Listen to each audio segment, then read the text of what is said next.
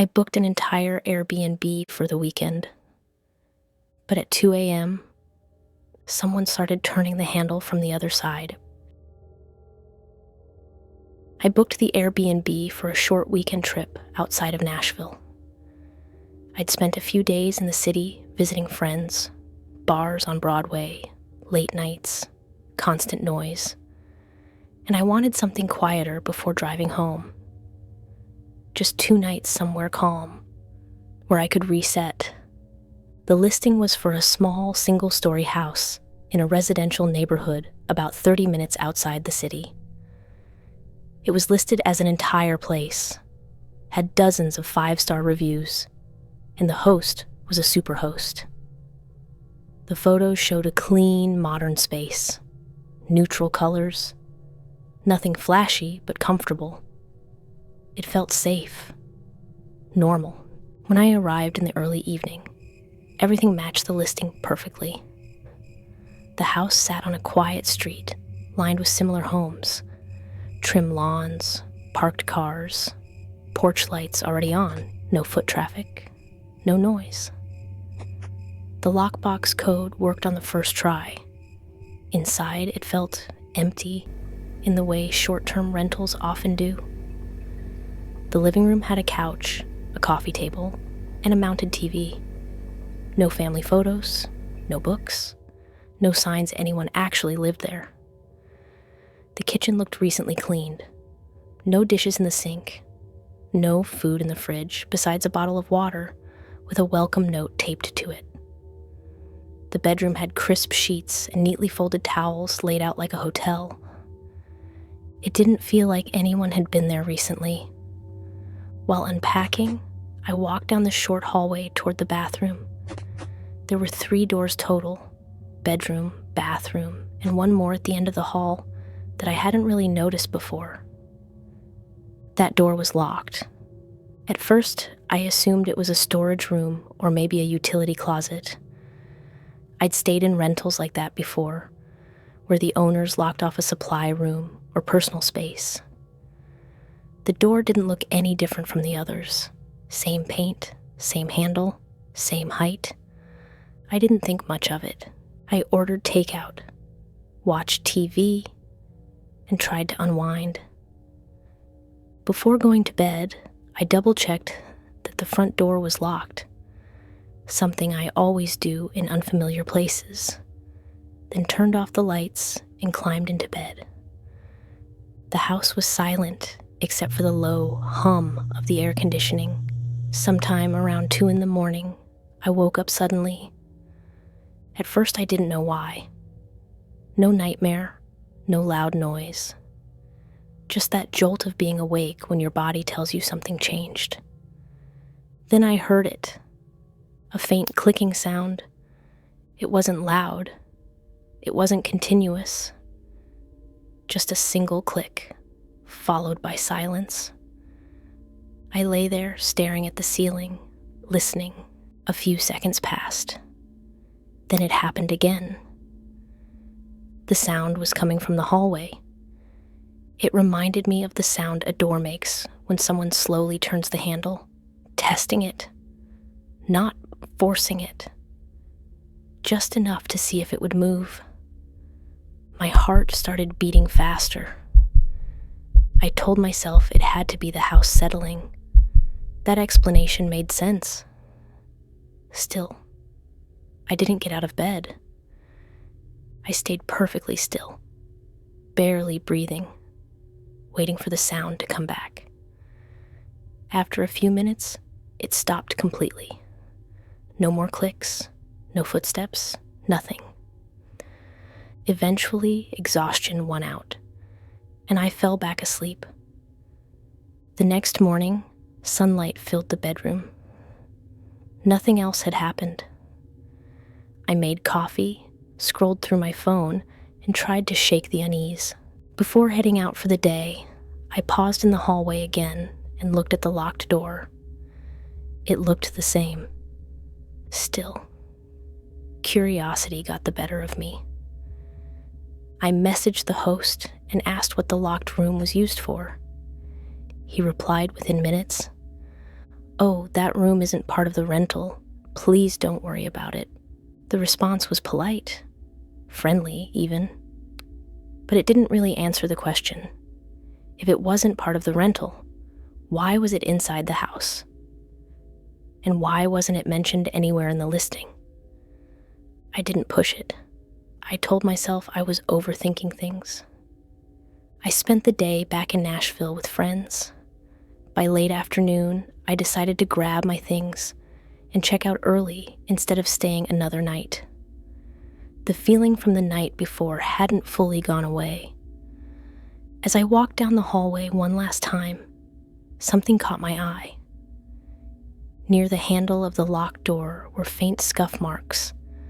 They weren't deep, just scratches, like rubber from a shoe sole. Multiple marks, clustered near where someone would stand facing the door. They hadn't been there the night before. I was sure of it. I stood there for a long moment, trying to come up with a reasonable explanation. Then I packed up my things and left. I still don't know who had access to that door while I was there. A few friends and I rented an Airbnb in Oakville for a weekend getaway. There were 4 of us, all in our mid-20s, and the plan was simple. Spend the days exploring, go out in Toronto at night, and just have a clean, cheap place to crash. None of us were looking for luxury. We just wanted something close enough to the city that we wouldn't have to deal with Toronto hotel prices. The listing seemed perfect. It was a small townhouse in a quiet neighborhood. The photos showed a modest living room, 2 bedrooms, a small kitchen. Nothing fancy, but clean. The host mentioned he lived nearby and would be available if we needed anything. The listing was clearly marked as entire place, and the reviews were mostly positive. We checked in without issue. The house looked exactly like the photos, and everything seemed normal. If anything, it felt a little too quiet. The kind of quiet you only get in suburban neighborhoods where nothing ever seems to happen. The first night passed without incident. We came back around midnight, ordered food, watched a movie, laughed, and eventually went to bed. The house felt safe, familiar, like any other rental. The second night was different. We stayed out much later than planned. By the time we drove back to Oakville, it was close to 3 a.m. Everyone was exhausted. No TV this time, just straight to our rooms.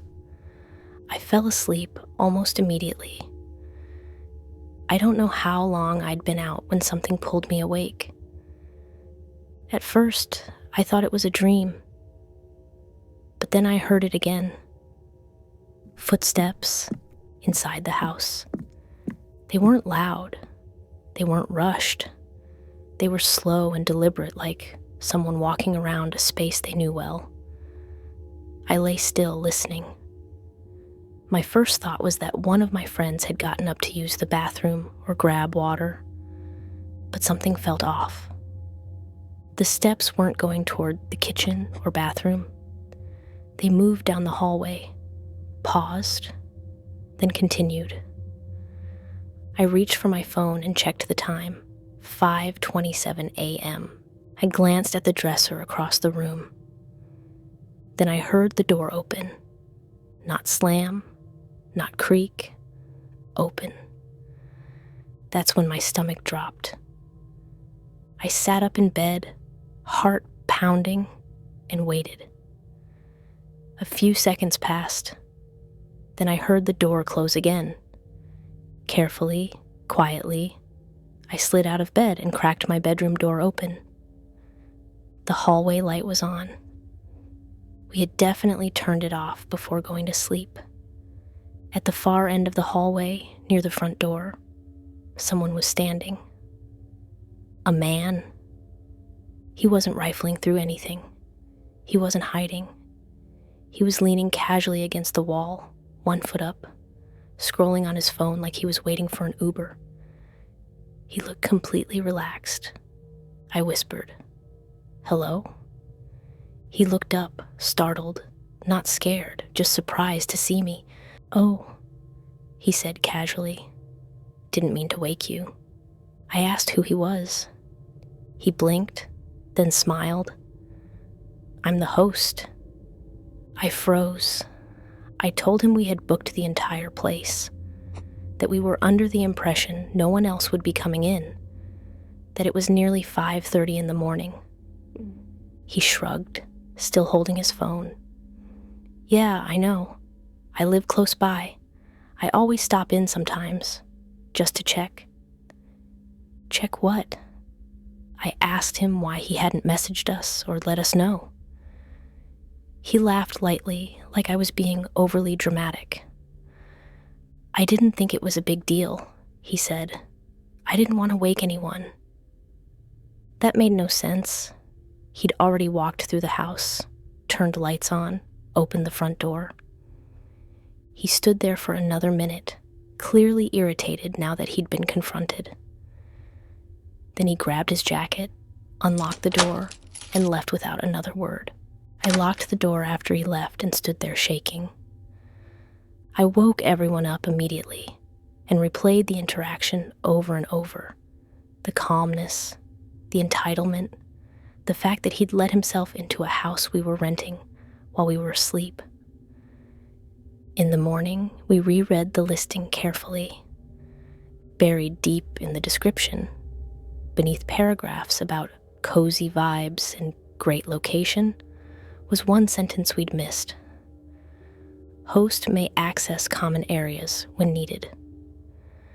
We packed up, left early, and reported the listing. To this day, I still think about how easily that night could have gone differently if I hadn't woken up, or if he hadn't been so comfortable being there. And what bothered me the most wasn't that he came inside. It was how normal it was to him.